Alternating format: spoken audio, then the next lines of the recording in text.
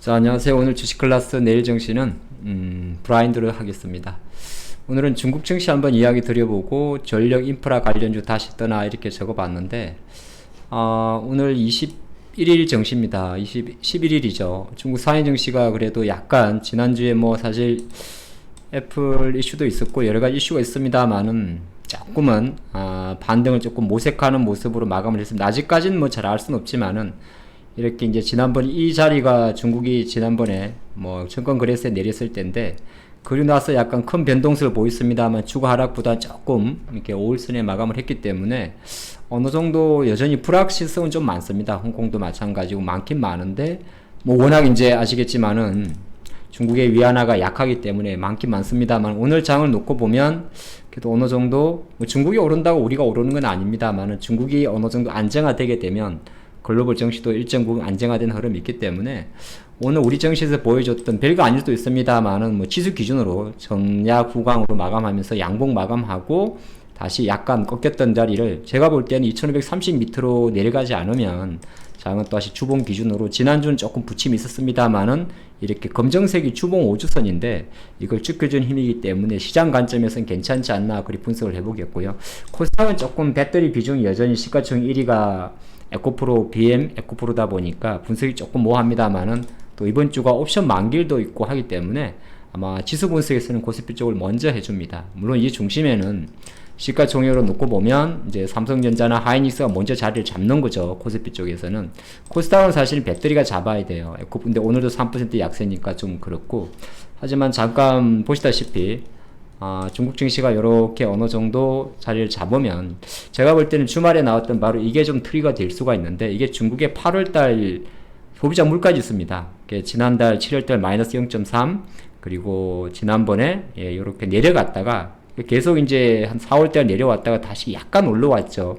이게 어느 정도 데이터가 됐을 수도 있긴 있어요. 그리고 이제 중국 정부가 계속적으로 이제 9월 뭐 아시안 게임이야 뭐 9월 20 며칠로 있습니다만은 이게 뭐냐 하면은 오늘 중국 관련 기사인데 올여름 중국 여름 이야기입니다. 지난 7, 8월 달 이야기인데 여름에 중국의 휴가철 여행객이 코로나 이전 수준을 넘어섰다라고 이야기를 한 겁니다. 영화도 마찬가지고 중국 중앙TV의 보도긴 한데 중국이 이제 가장 1년 중에 최대 명절인 국경절로 이어지게 됩니다. 그게 우리로 생각하면 추석이죠. 추석에서 10월로 넘어가는 일정인데 그 일정을 놓고 보면 중국은 어느 정도 약간 소비 관점으로 조금 자리가 잡힐 수가 있고 중국이 이렇게 나오면 지난주에 미국 증시도 나스닥도 훅 빠졌던 게 일정 부분 물론 여기에는 애플이란 어떤 이슈가 큰 게 있었어요. 근데 애플 이슈 아니다 하더라도 우리가 보게 되면 애플 이슈가 나오면서 필라테 제피아 반도체 지수도 빠지고 그거 잘 나가던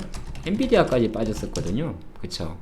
또 아니면은 가장 대표적인 전 세계 반도체 장비 회사 AMAT까지 빠졌었어요. 그럼 이런 게 어느 정도 별거 아닌 것 같지만은 중국 지수의 안정과 이런 것도 좀 직결이 되고 또 우리나라 장에서도 오늘 보니까 환율이 약간은 치고 가진 않아요.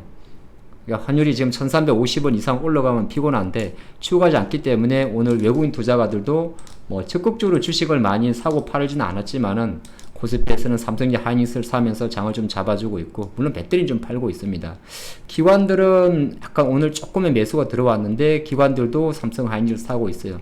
그런 관점에서는 지금 보게 되면 시장 관점인데 뭐 삼성전자도 여기서 보면 7만원대 밑으로는 잘 안 떨어질 거예요. 떨어지더라도 저가가 붙을 거라서 처음 출발했던 이 67,000원대가 삼성전자의 최근 2년 동안의 허리 가격인데 이 가격을 지켜줄 확률이 높다고 봅니다. 그럼 지수를 잡아주는 거고 하이닉스도 뭐 그렇게 나쁘지도 좋지도 않아요. 어쨌든 저는 11만 5천원을 중심 가격으로 보고 있는데 오늘 좀 회복을 했으면 제가 제목은 이렇게 적어놨지만은 뭐 전력 인프라 관련주 해놨지만은 반도체에서는 일부 종목들이 HBM 관련주 대표되는 만약에 PSK 홀딩스라든지 아니면 이런 종목들이 다시 한번 죽을 것 같다가 잡아주지 않습니까? 이게 PSK 홀딩스고 대표적인 게 프로텍이라는 종목도 있겠죠. 이 종목도 HBM 관련 리플로 장비입니다. 그리고 프로텍이라는 종목도 있는데 이 종목도 HBM 관련 리플로 장비인데 이런 쪽으로는 매수가 들어와요. 굳이 한미 반도체 하나에 포커스를 맞춰서 뭐 AI, HBM이 죽었다 팔았다 이렇게 판단할 건 아닌 것 같아요. 굳이 한미 반도체나 이오테크닉스가 아니어도 시장에는 생각보다 많은 HBM 관련주가 있습니다. 있고 또 AI 같은 경우도 뭐 솔트룩스 같은 경우는 지난주 이벤트에서 어느 정도 좀 쉬는 것 같지만 확 빠지진 않지 않습니까? 그러면 오늘은 또 마음 AI도 마찬가지고, 또 한편으로는 코난테크도 있죠. 내일 마침 이제 삼성 SDS 주관으로 삼성 생생 AI 컨퍼런스가 진행이 되긴 됩니다만은 이 AI 반도체하고 AI 소프트웨어 쪽은 일정 부분 여전히 좀 힘이 살아 있는 겁니다. 물론 시장이 오늘 두산이란 종목 쪽으로 압도적으로 몰리면서 뭐 로봇 관련 쪽으로 좀 많이 보였지만은 사실 이거는 약간의 슈팅의 느낌이 좀 있어요. 주가 단기적으로 많이 오른 거. 그래서 아마 뭐 레인보우도 마찬가지고 오늘 그 뭐 SPC도 마찬가지 로봇 관련주들이 쭉 빠졌던 흐름 자체는 충분히 언제든지 좀 차익 매물이 나올 수 있는 것을 염두에 두면 좋을 것 같고, 이제 내일 장으로 갔을 때 제가 오늘 전력 인프라라고 한 거는 오늘 장 그래도 시장에서 좀 볼게, 내일 정신은 이제 오늘 장을 정리하고 내일은 또 이런 식으로 가지 않을까 같이 공부하는 시간인데, 제 생각에는 또 뭐 이런 것도 있을 수 있죠. 시장에서 여전히 이제 부담스러운 게 유가잖아요. 그러면 또 시간 좀 지나고 나면 겨울철 가게 되면 전력 인프라이기 때문에 사실 LS 일렉트릭 같은 송배전 인프라가 원래 한 7, 말월 달에 배터리가 엮이면서 좀 많이 오버슈팅이 되면서 주가가 죽어 있었었는데, 오늘 대표적으로 HD 아니죠, 효성중공업으로 대변되는 3개 종목이 있죠.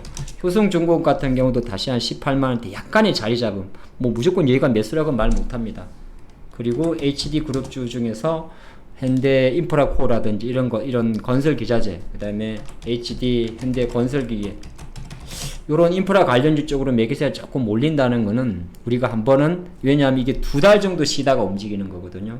이런 거 한번 체크해 보시면 좋을 것 같습니다. 그래서 오늘은 요 힘이라면 제 판단으로 어느 정도 이거 뜬다, 뭐 다시 간다는 게 아니라 이제 이런 종목들 쪽으로 약간 매수세가 들어온다 생각하시 보시면 좋을 것 같고, 약간 9월 달에는 여러분들이 또 중국 관련주들을 조금씩 투자를 하시거나 관심 있게 보신다면, 뭐 이거는 단순하게 지금 봤을 때 지금 봤던 전력 인프라도 마찬가지고요.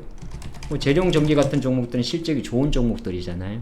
이런 것도 마찬가지고, 굳이 지금 뭐 무리해서 메이톡스 같은 잘 가는 종목은 잘 가는 대로 가고 있으니까 제껴 놓으시고, 그 다음에 아까 잠깐 주간증시에서 말씀을 좀 드렸는데, 요거 말고 미국이 이제 물가가 발표될 거 아니에요? 물가 발표될 때 제일 먼저 움직이는 게 사실은 기술주입니다. 코어 CPI 좀 내려간다고 하니까 그런 거 보신다면, 우리 장이 지난주에 조금 흔들렸고 또 내일 중요한 이벤트가 있어요. 그쵸? 내일 중요한 이벤트가 또 배터리 펀드 ETF 상장도 있긴 있는데, 한번 좀 지켜보시면 약간은 지금 또 이것만 보고 뭐 코스피가 강하고 코스피 약하다 이렇게 말하기 뭐하고, 오늘 마침 종가 저가로 배터리를 마감했습니다만 일정이 있었기 때문에 그것까지 염두하고 보시면 어떨까 그런 생각 해보겠습니다. 내일 뵙겠습니다.